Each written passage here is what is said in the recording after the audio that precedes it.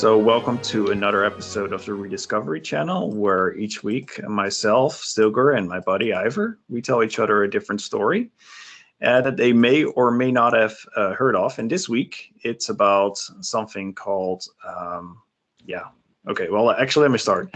Have you ever heard of the Scholastica Day riots? I have not. Okay, all right, good. So my story goes back to a small town back in the day of the year 1355 called Oxford, which was basically a fort where people would move their oxes across the bridge. I think it was right at the border between Mercia and, let's see, what was the kingdom of King Alfred again? Was it Northumbria? Oh my gosh, this is horrible. I should know this. Anyway, so there was a small town there, and they're occupied by about 5,000 people.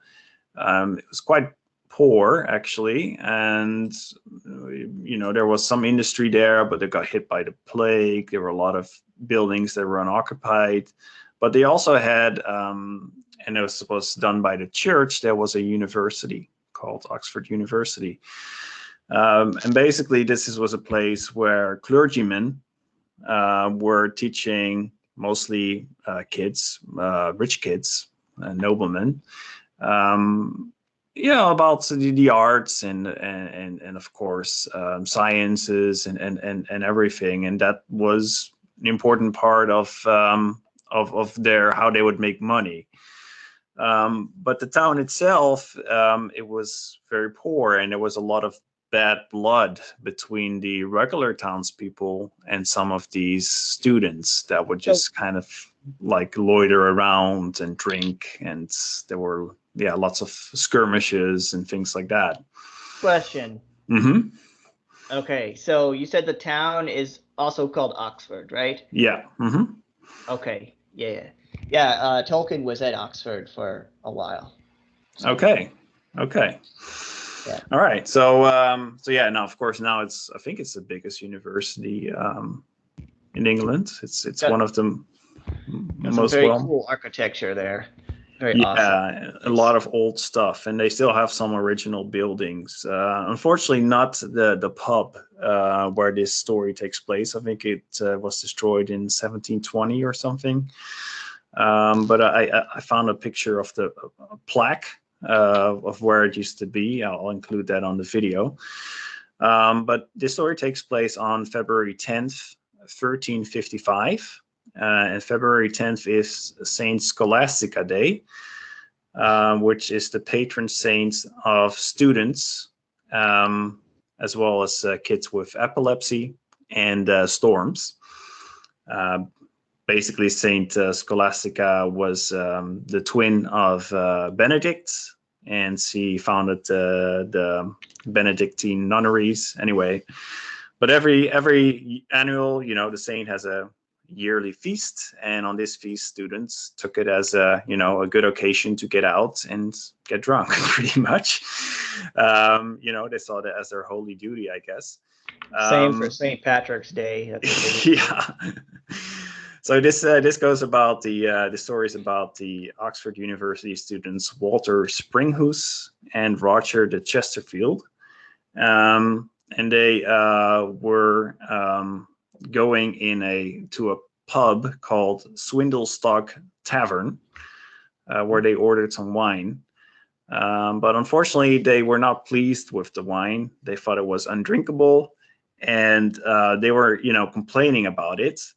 And their host, John de Croydon, who, by the way, was also the mayor of the town, he wasn't happy with them complaining, and they were asking for like free booze or more booze because they didn't like it.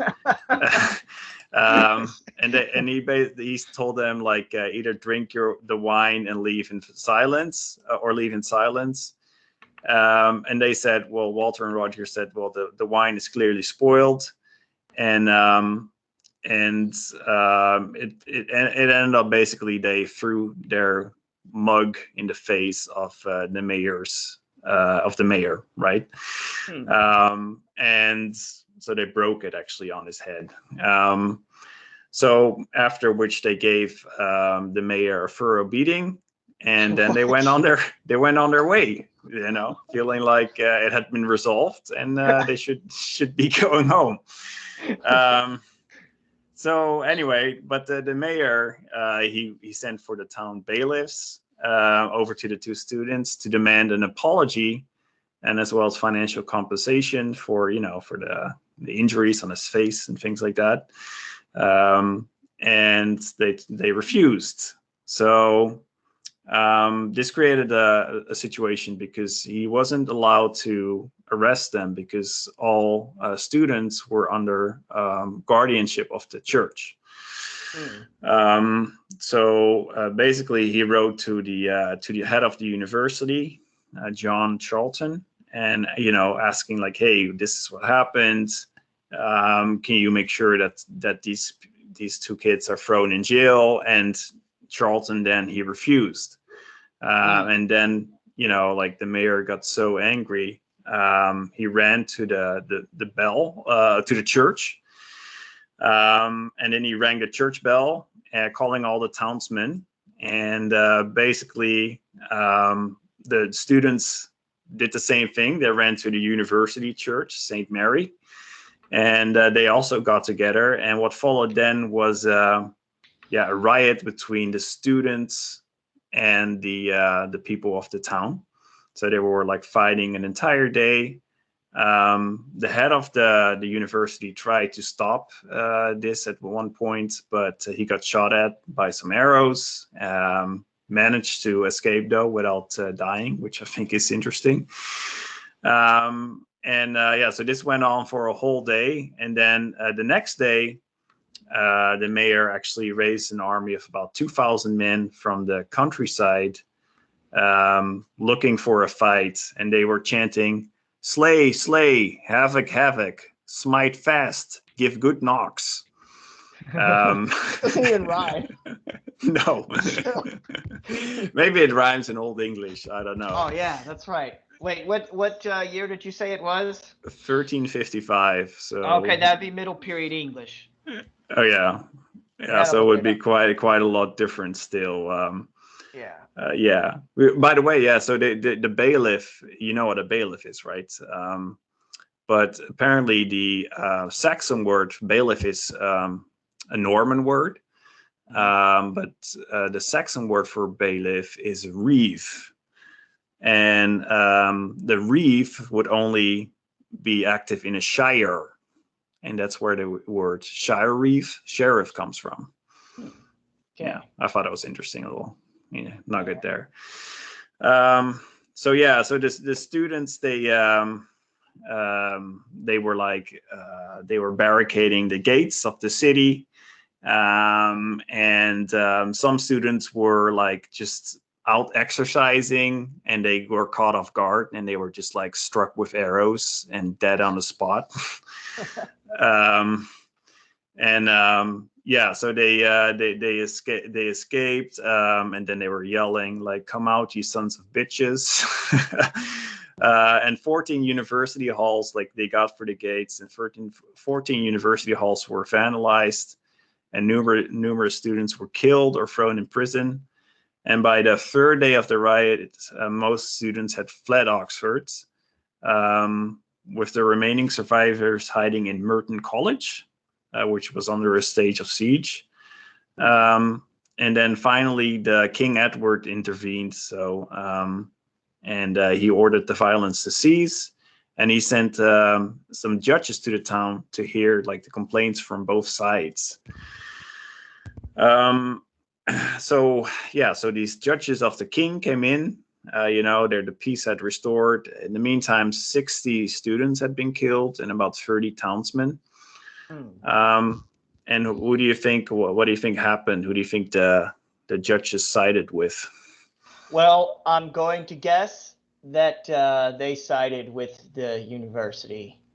Yeah, they did. Yeah.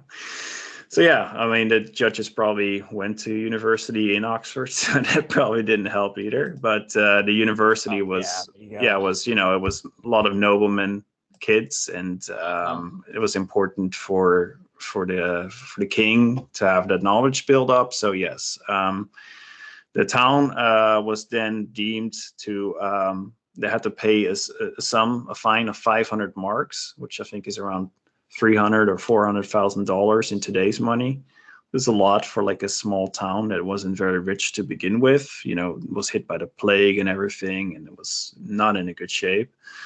And in addition, the Bishop of Lincoln imposed a 1-year interdict on the town, banning all religious practices except the baptism of newborns. Well, something like that could seriously backfire, Yeah, Maybe they decide afterwards they don't really care to have religious practices anymore.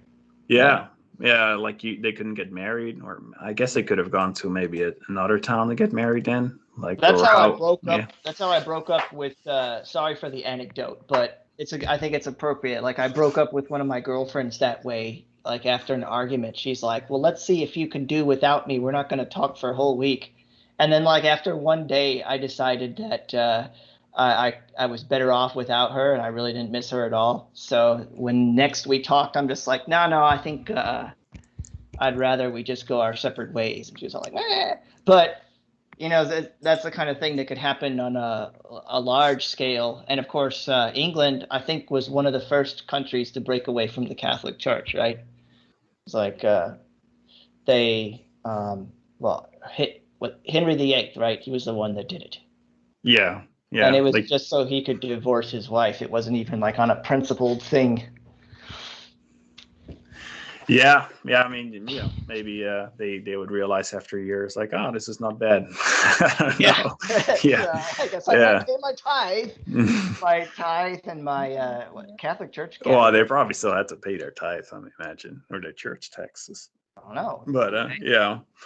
So yeah, and so in 1355, King Edward also issued a royal charter detailing the rights of the university over the town. And the university chancellor was given the right to tax bread and drinks sold in Oxford, as well as the authority over the town's commerce. So they really took over like the most powerful position. And then every year on St Scholastica Day, the mayor and 61 of Oxford's leading citizens, one for each student killed in the riots, plus one, I guess, were forced to do penance by attending a mass in St. Mary's Church, honoring the slain students and contributing a penny for each of their victims. Wow. They're just like rubbing salt into the wound. Yeah, exactly. And that was like every year on St. Scholastica. And they did this from 1355 to what year? Guess.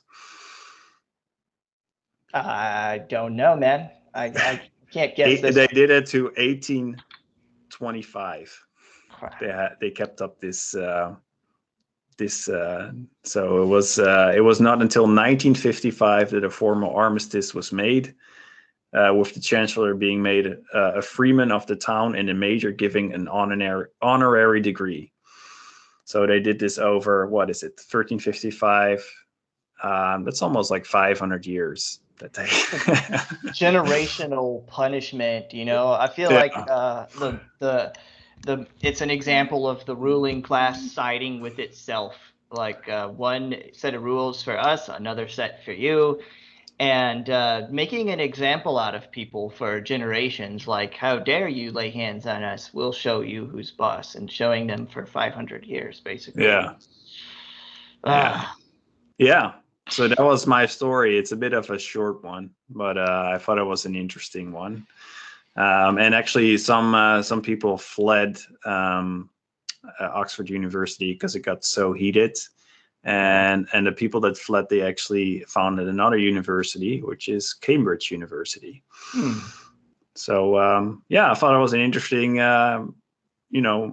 interesting situation. I think this town versus gown is what they talk about. There's a city nearby here where it's actually quite similar. Leiden University it's a poor town, a lot of working class people. used to be one of the poorest cities in the country. And there's also quite some animosity between the rich kids that go there to study, and some of the locals that don't have to, like actually have to work for a living. Yeah, because they probably make the town unsafe. Like if they're going out and getting drunk and then going into the Exactly. streets. Yeah.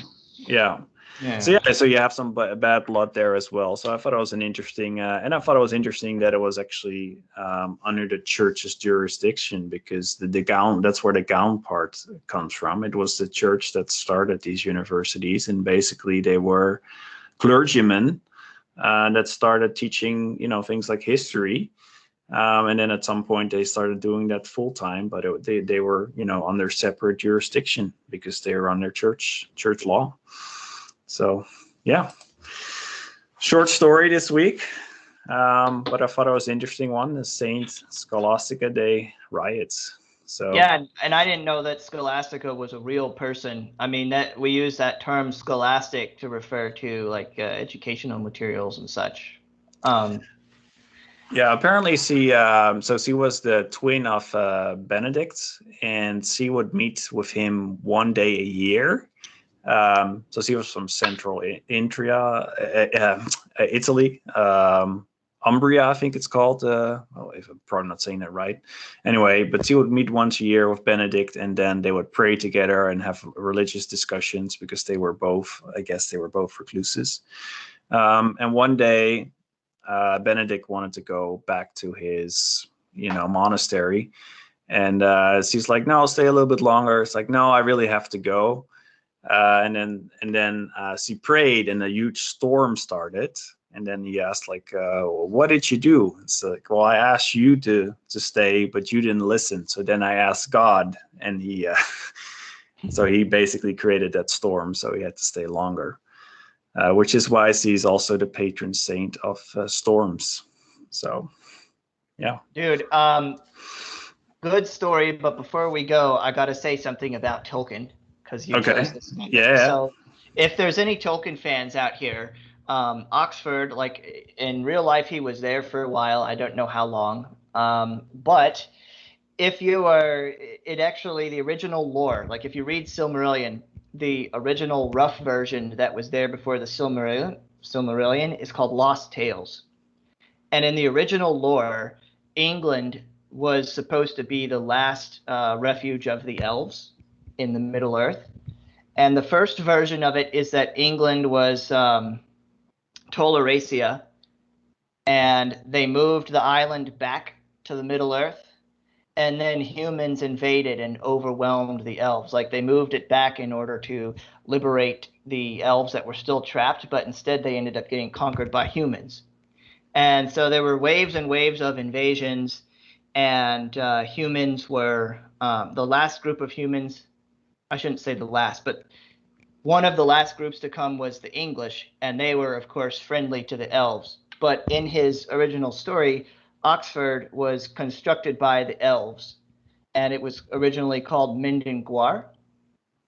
And so if you want to see, and of course, this is not really canon anymore. It's not the final version of the lore by any long means. But if you want to get inside Tolkien's head and have some idea for what the elvish architecture looks like, look at Oxford, like the university, because that was originally in the original lore very important place built by elves.